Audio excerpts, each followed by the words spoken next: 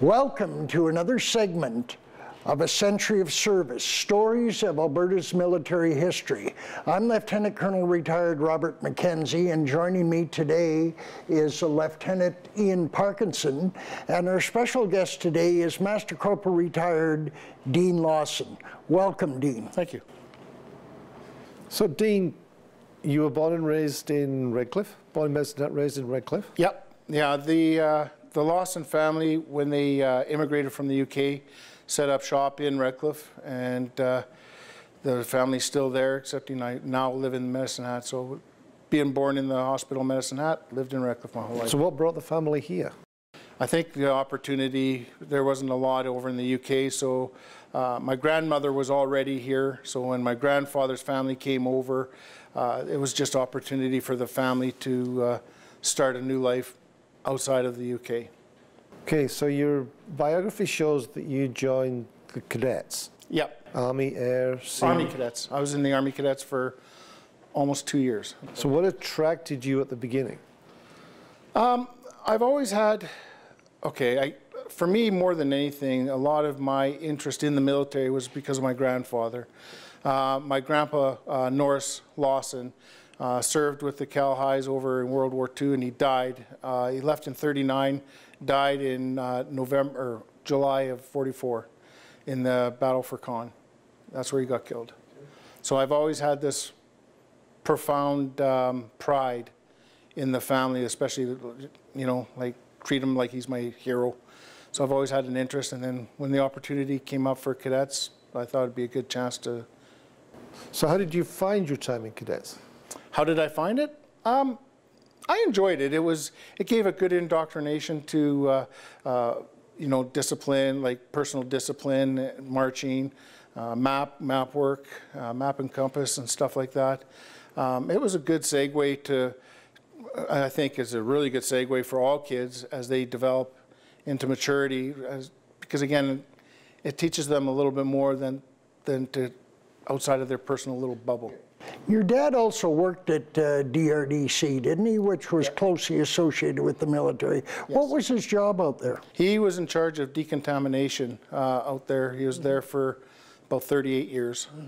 And he flew all over the world, was part of the, at that time, DRES, Defense Research Establishment there, they were all over the world. They spent time in Germany, Alaska, teaching everybody about decontamination and about chemical indoctrination and stuff, and that time CFB Suffield was the hub for that. So, okay, as a result, he worked with a Jim Ogston, and I understand you heard about the reserve from Jim.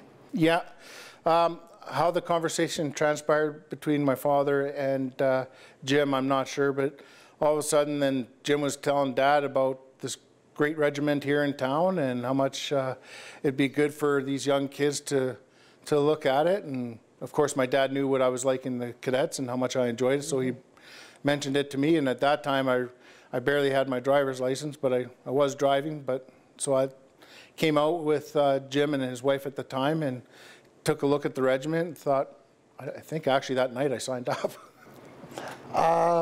Okay, that was in what, 1989? No, that would have been in the first, actually, a little bit, in 1983 is when I first signed up with the regiment. When I did my medical, there was a slight, I don't know what was documented, but I was halfway through my basic training, and I had to temporarily remove myself from the regiment altogether because of a medical, something showing up that they thought was a reason for dismissal, or release, I should say.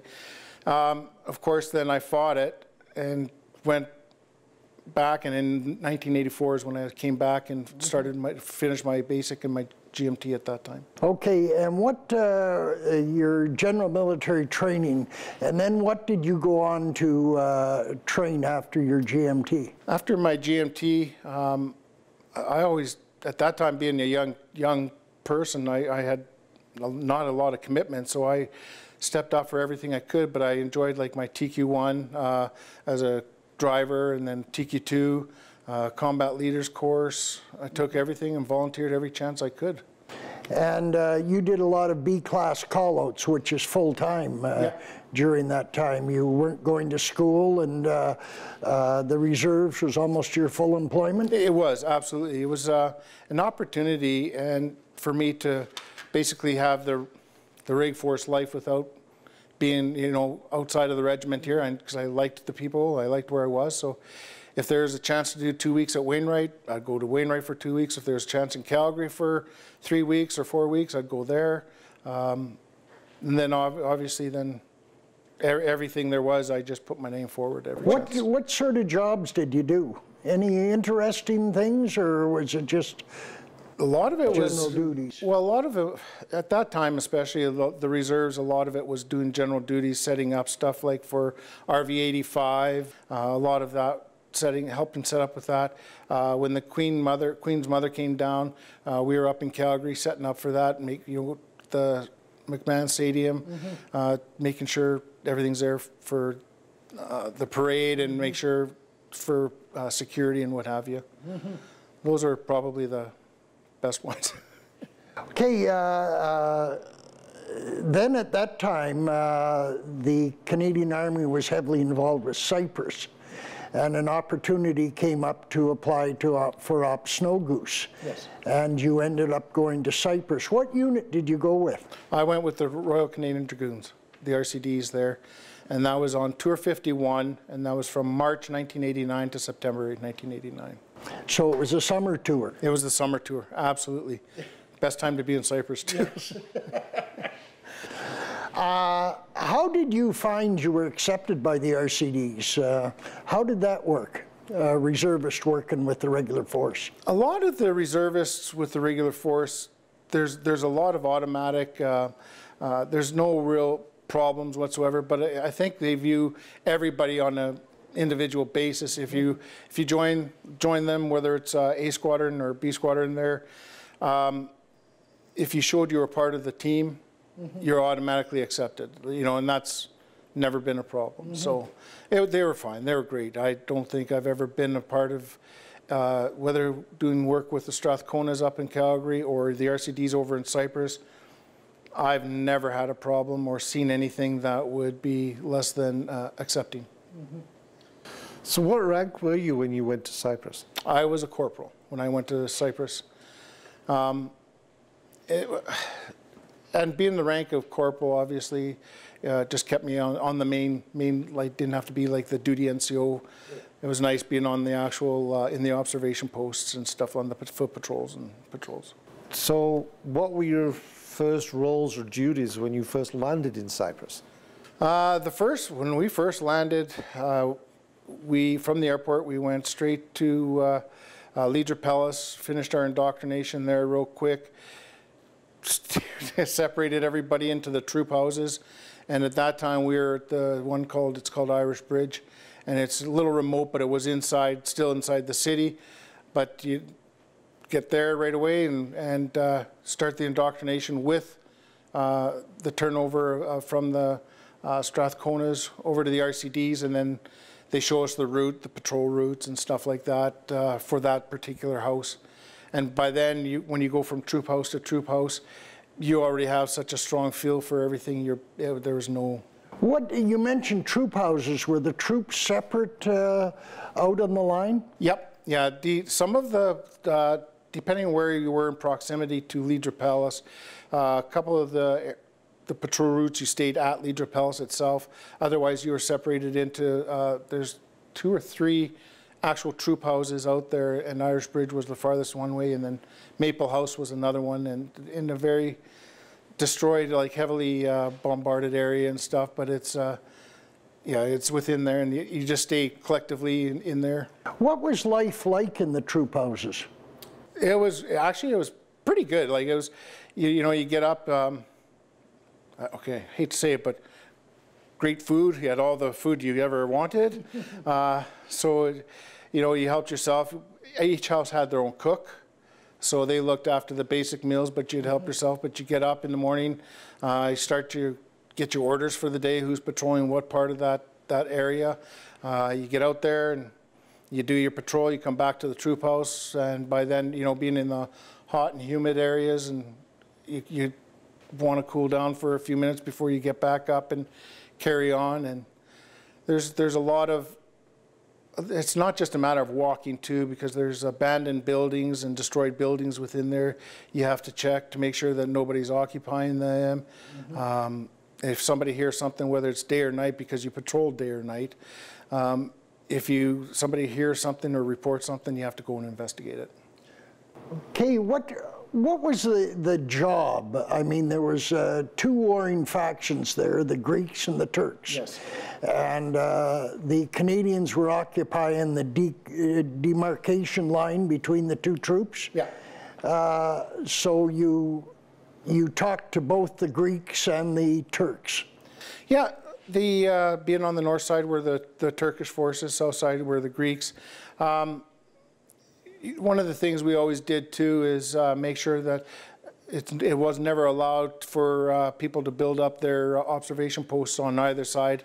They weren't allowed to change anything without going through and getting approval, whether it's removing 25 sandbags, replacing them with 25 sandbags, or putting in wooden framing around something. They weren't allowed to do anything.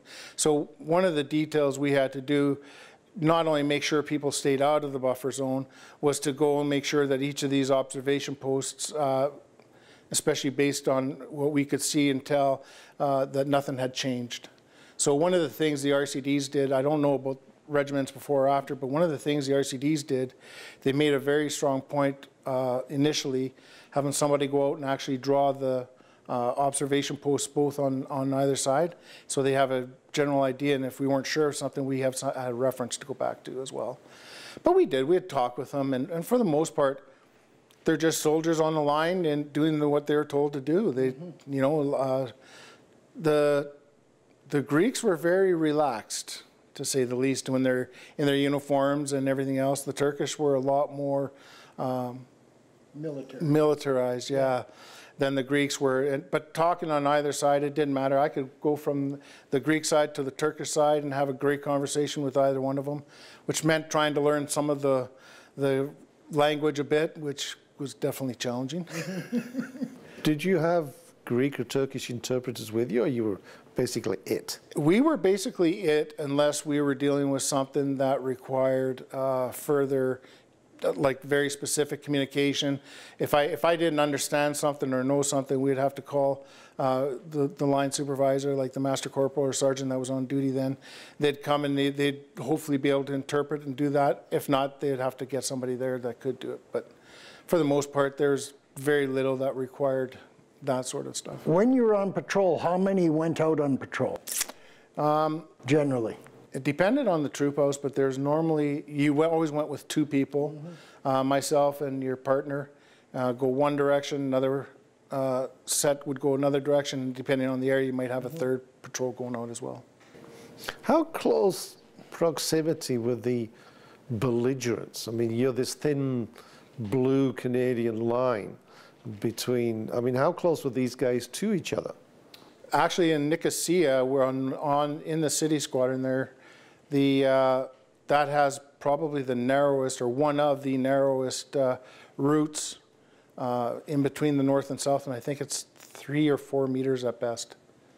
So you could actually hurl insults, throw stones at each other, or do whatever, but for the most part, they did really good that way because they didn't want to, in some cases, a punishment for, especially on the Turkish side, they might end up having to do extra time on the line up there. So there was no real belligerence. I guess these two sides were both tired and just needed a chance to catch their breath. For the most part, the odd time there'd be a little bit of entertainment.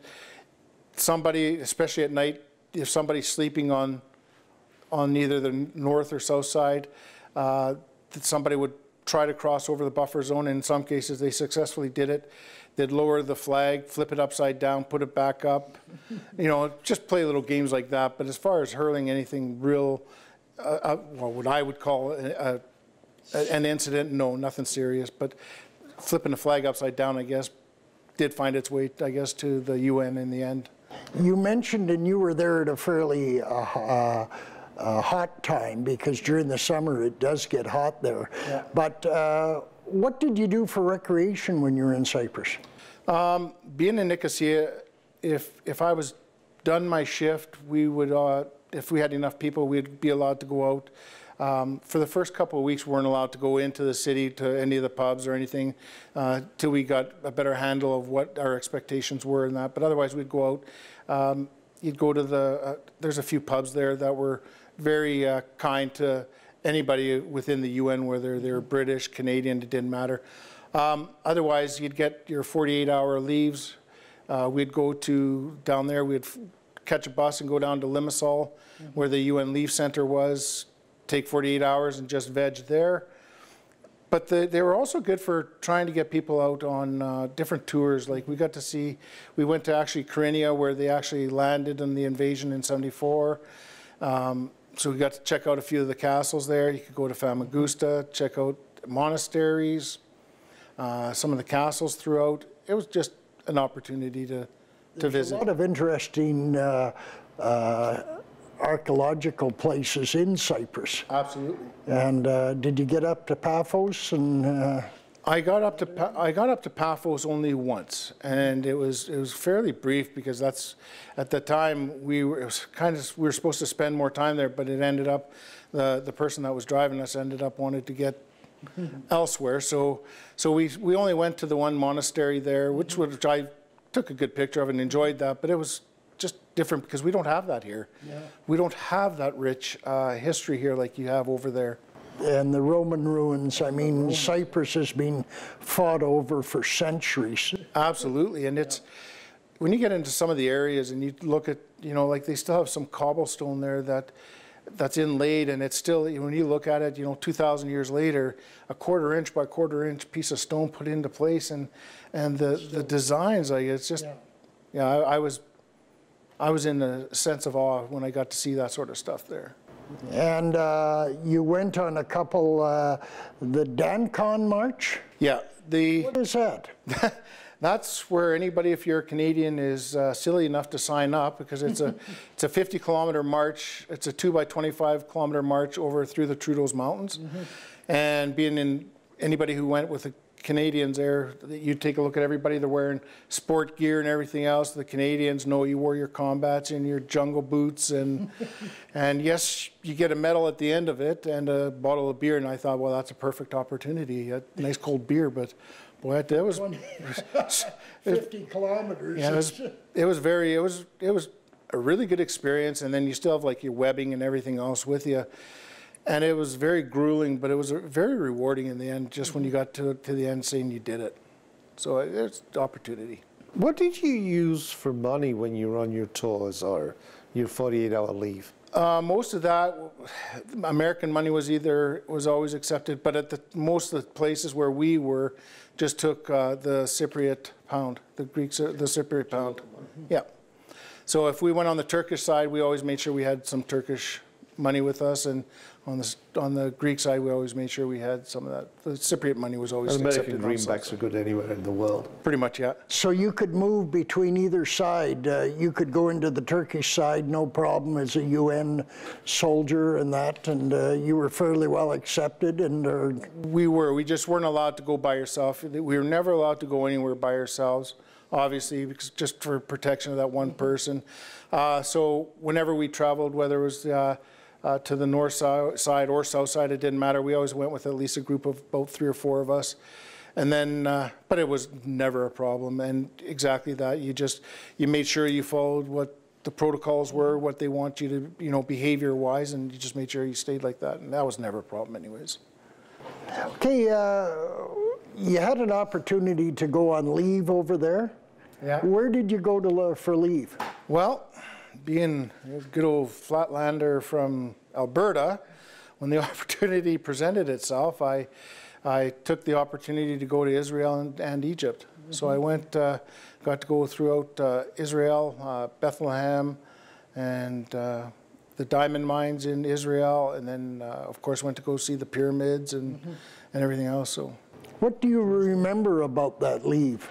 That leave, it was, again, you're stepping in, when you go in at the time, it's such a different world than what you're used to here. Like, you take for granted I don't mind saying this, you really take for granted here in Canada running water, drinking out of a tap, stuff like that. You can't do that over there without fear of getting something.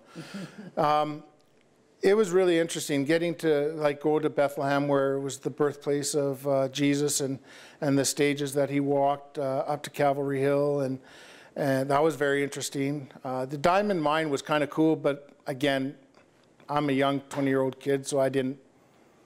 If I knew then what I knew now, perhaps I might have had a different attitude. But yeah, Egypt was even more interesting. Cairo, went through the Cairo Museum, so I got to go see the treasures of Tutankhamun, mummies, the pyramids, and of course the Sphinx. Just the mindset of the people there compared to even Israel is just unreal. Like they're, you know, there's a big thing. They try to take you. They want you to take your picture, but so they'll put you on a camel. But if you don't pay them X amount of dollars first, and they seem to up it every time, they'd hold you ransom until you paid it. So it's interesting when you see these. Got up and you had to pay before you. Some of them did. I never ever fell for that trick, but it was you could see it, and then interesting. And then soldiers showing up on camels with submachine guns is. Oh, that's a little different than what you're used to here. But yeah, it was definitely, if a person ever had the opportunity to go to any of those places, I recommend it. So as a tourist, it's great. So you came back from, you had your tour in Cyprus. How do you think your tour in Cyprus changed you as a person? That's actually a really good question. As a Canadian, actually, it did definitely teach me not to take for granted the stuff all the years, even being in the regiment beforehand, not take for granted what you have. You know, yeah, like I said, running water, constant electricity, constant hot water, stuff like that. You know, like drinking water to me was a big thing always. And the mere fact you can't turn on a tap, you can't do this, and then you know, when you go in Canada, you can travel from province to province, and whether there's little discrepancies from one to the next, it doesn't matter. As a Canadian, you have free access to this and that. When you go to the north side, you have to learn the customs there. When you go to the south side, you have to learn the customs there. So then when you come back home, you just have this really great appreciation that I can go any border I want, and it doesn't matter. There's no issues. And back then, even so with the lower security concerns crossing the border to the U.S. You know, it was great, but that was a couple of the big things for me was that. How do you feel about the UN deployment in Cyprus? What did it leave you with?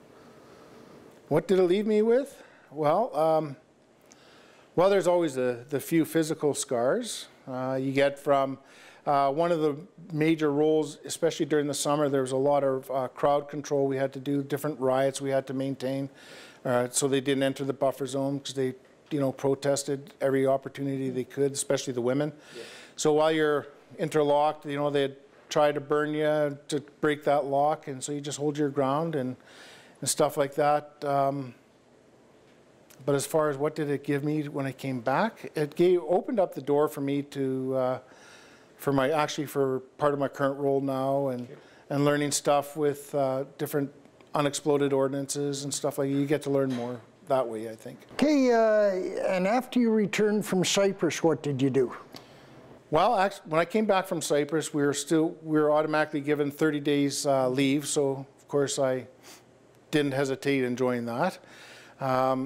When that was done, at that time they were starting. Actually, just before I got back, shortly before I got back, they were starting to have the reservists go and, again, Class B and C call-outs with, say, like range control out at CFB Suffield. So as soon as I came back from my leave, or even before I got back from my leave, there was talk of that as an opportunity. So right away, I put my name in for that, as I did. And as soon as I was done my leave, I went out to CFB Suffield and went on the fire crews there. And part of do the Sierra security patrols with the range control, so it was right off the bat got to go stay with the green and go up range control.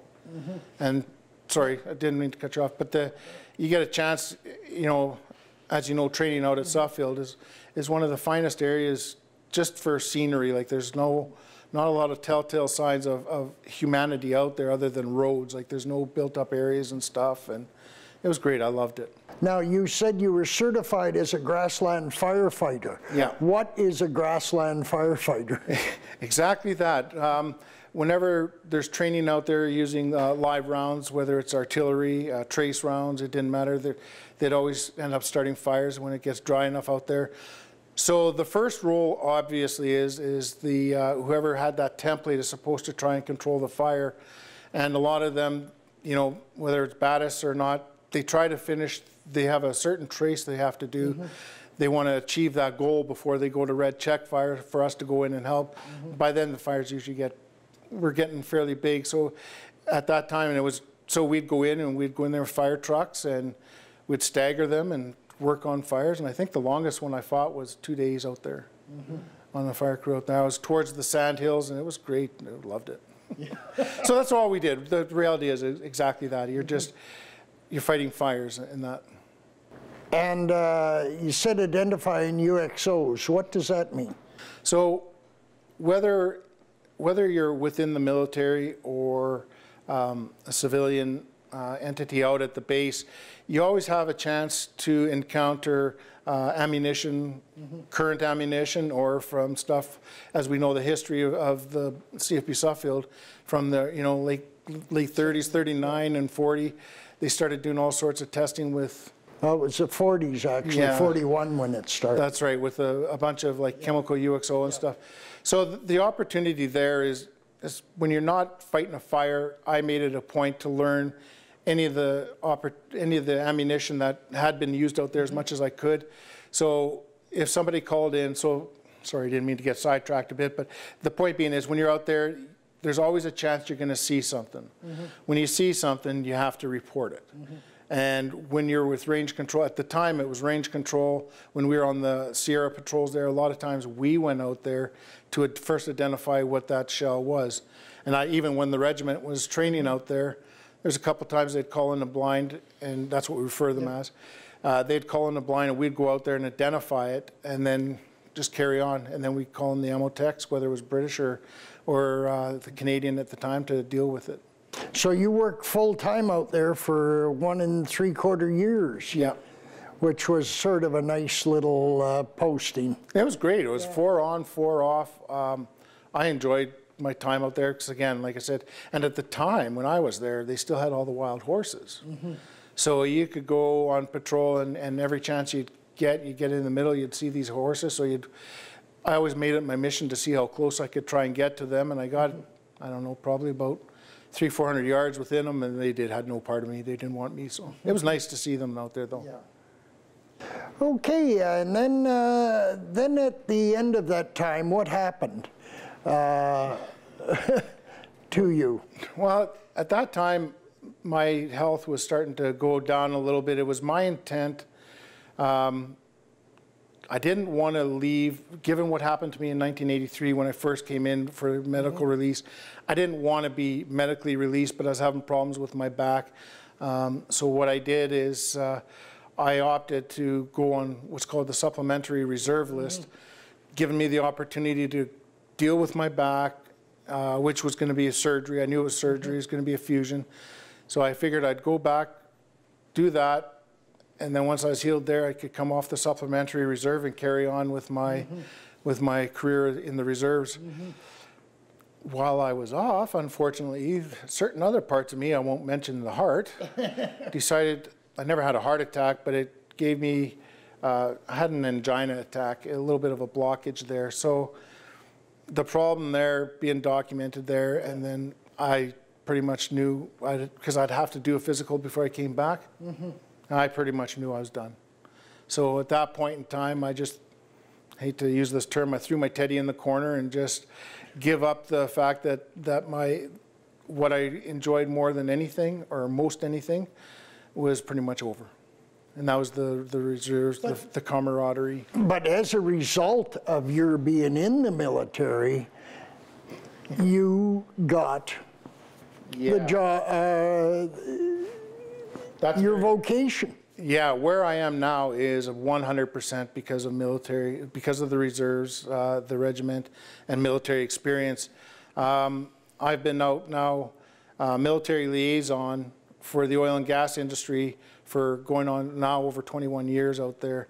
And yeah, I guess everything, all the pieces of the puzzle start fitting in great for you.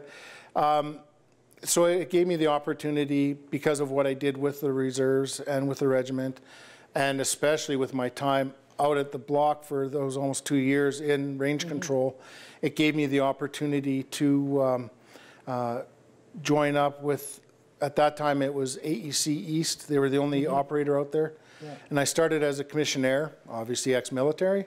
Within a couple of years, I was running the commissionaires within the oil and gas part of it out there. And a couple of years after that, I was brought on as a contingent employee with our office and made full-time employee, and now I'm the second in command up there. What is the job of CERC out there, or the Suffield? Suffield Industry Range Control, which you really want to take a breath when you say that, because it's Suffield Industry Range Control. They are 100% military liaison between the oil and gas industry and the military. Whether it's for applications for new wells out there, we work with the oil and gas company to sort out applications. We control all movement for oil and gas personnel. We have our own safety net. Same goes if somebody, we do emergency response on behalf of all the companies and operators out there. If, again, now somebody sees a blind, they still call in to us, and whoever the CERC operator is that's on call or on duty at the time goes out and first identifies it and reports it to the military what it is. In our role as range safety personnel, you have to have military experience, which makes it a lot easier. Do you find that your military training, both with the Sally Horse and your deployments in Cyprus, did they help with your commissionaire work?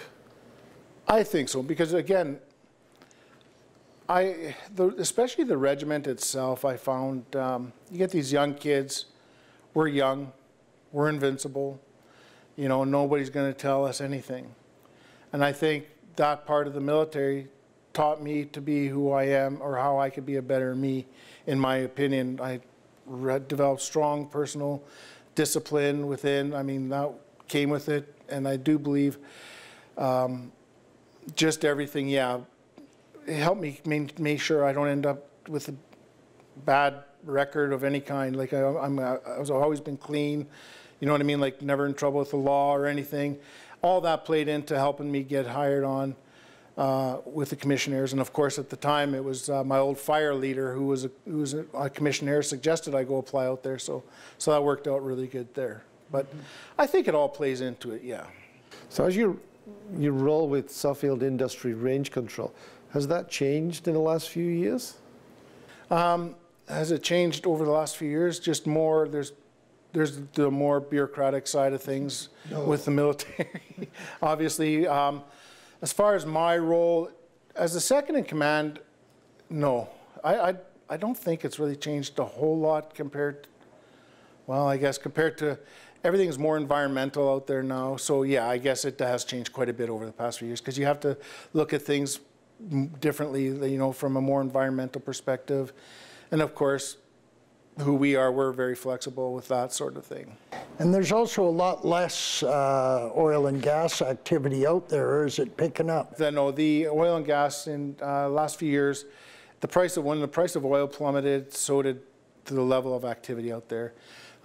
In 2000, 2001, during the height of the drilling out there, we had anywhere up to 24, 26 rigs at a time. So it was very, very, very busy. Now we're still trying to get our first rig back out there in a long time, in the last couple of years.